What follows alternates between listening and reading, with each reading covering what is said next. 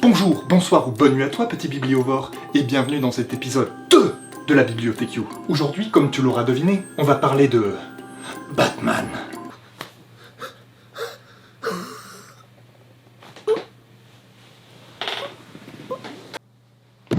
Chaque année, des centaines de puristes meurent de crise cardiaque à cause d'une vanne pourrie comme celle-ci.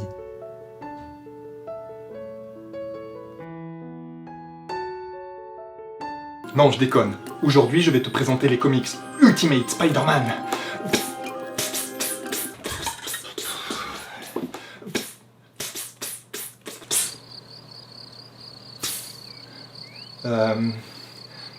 C'est pour une transition pour la vidéo.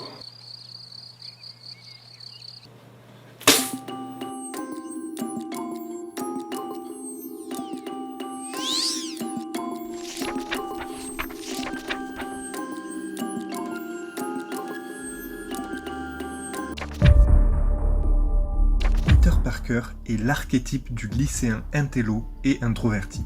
Lors d'une sortie scolaire dans un laboratoire scientifique de l'entreprise Oscorp, il se fait mordre par une araignée génétiquement modifiée qui lui conférera une force et des réflexes surhumains, un sixième sens lui permettant de pressentir le danger et la capacité d'adhérer à n'importe quelle surface grâce à ses mains et ses pieds. Après la mort de son oncle Ben, il décide de se consacrer à la protection des faibles sous l'identité du super-héros Spider-Man. Dans les années 2000, le scénariste Brian Michael Bendis refond et rajeunit l'univers de Spider-Man. Son scénario est tissé autour de la tentative de reproduction du sérum qui a fait de Captain America un super soldat. Tissé. Rapport à l'araignée. L'araignée qui mord Peter Parker est issue de l'une de ces tentatives, et il en va de même du sérum qui transforme Norman Osborn en bouffon vert ou Bruce Banner en Hulk. Et tout ça donne un peu plus de profondeur à l'histoire que si elle tournait autour des seuls déboires de Peter Parker. Et je trouve aussi que les motivations de certains méchants sont résolument méchantes. Pas des pseudo-vilains avec des intentions pseudo-chevaleresques. J'ai fait tout ça pour ma petite Fifi adorée chérie. Elle était déjà si complexée par son strabisme. Je ne pouvais pas la laisser souffrir de son problème cardiaque mortel. Je suis désolé. Je compatis tellement pour son strabisme. Même certains protagonistes du bien ont recours à des plans retors et moralement discutables. Hashtag Nick Fury. Ou des méthodes plutôt expéditives qui ne s'embarrassent pas de morale. Hashtag Punisher. Tout ça donne lieu à beaucoup de rebondissements, et ce, notamment grâce à un background assez riche pour saupoudrer le tout de révélations alléchantes et inattendues. Je suis ton père.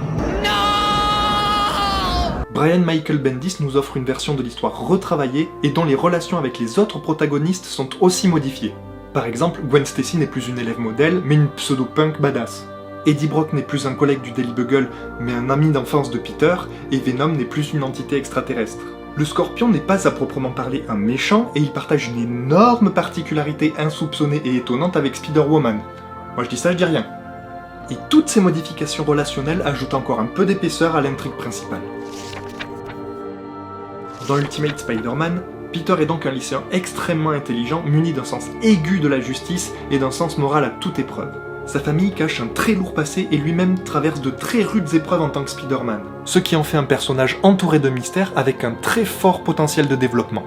On retrouve son entourage habituel, Mary Jane, Gwen, Liz, Flash et Tante May, qui apportent tous une pierre plus ou moins grosse à l'édifice, et Nick Fury est très présent dans le comics. Et pour notre plus grand plaisir, il y a du crossover au menu. Tu bouffes du X-Men à foison, du 4 Fantastique en veux-tu en voilà, du Daredevil, Iron Fist, Shang-Chi, Punisher et Moon Knight, et un petit peu d'Avengers pour le dessert. Côté vilain, il y a bien sûr Norman Osborn, le némésis de Spider-Man dans ces comics-là. Et ce que j'aime bien, c'est qu'il est une pourriture finie. Pas d'état d'âme, un ego surdimensionné, et tout pour le fric et sa fierté. Octopus, lui, devient complètement taré après l'accident responsable de la fusion de ses tentacules mécaniques avec son corps. Et le caïd est fidèle à lui-même en faisant détruire tout ce qui se met en travers de son chemin ou en faisant tuer tous ceux qui s'opposent à lui. Et en toile de fond, la toile par rapport à Spider-Man. Certains vilains font des apparitions éclairs comme Electro, le Vautour Kraven, l'Homme-Sable, ou le Rhino, ou Mysterio. Au dessin, on retrouve Mark Bagley. Son trait stylisé s'éloigne du réalisme pur. Il rend les personnages très vivants, très expressifs, et sublime le dynamisme et la souplesse caractéristiques de la gestuelle de Spider-Man. Le design des personnages a été modernisé, et les tenues et l'équipement des protagonistes ont un aspect plutôt futuriste. Fini les tenues moulantes ou organiques et vive la technologie! J'ai adoré redécouvrir les origines de Spider-Man et tous les personnages qui me sont chers. Et les lecteurs apprécieront les enjeux plus sombres et plus sérieux des comics. Les crossovers avec d'autres univers de Marvel remplissent non seulement leur rôle de fanservice à merveille, mais les connexions scénaristiques apportent aussi beaucoup plus d'intérêt et de densité à l'intrigue. Et je trouve les dessins magnifiques. Le style de Mark Bagley me plaît tout particulièrement. Il colle particulièrement bien à l'univers de Spider-Man et les nouveaux designs sont trop cool.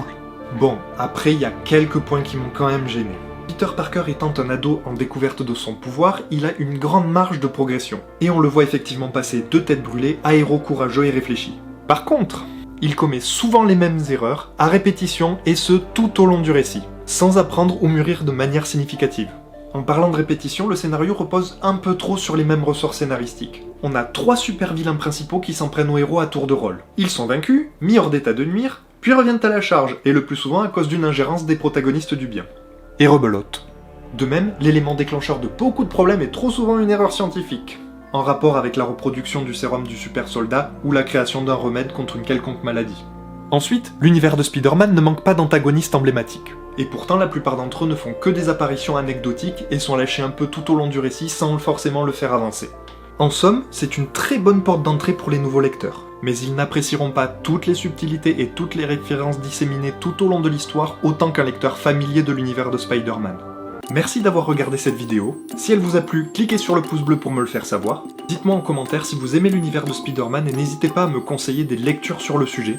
Dites-moi aussi si un épisode épilogue sur cette vidéo vous intéresse. Et n'oublie pas, un grand pouvoir implique de s'abonner à la chaîne pour la soutenir et d'activer la cloche pour ne rater la sortie d'aucune vidéo. Enfin, je crois. S'il te plaît. Regarde, Venom, tu ne feras plus de mal à personne. Oh non, Spider-Man, comment m'as-tu retrouvé? Eh bien, en surfant sur la toile, pardi. Et maintenant, tu vas prendre une déferlante de coups de poing.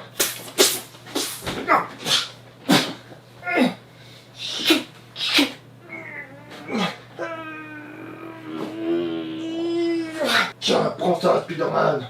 Dans ton cul. Oh non, Venom, pas là. Non, pas ça.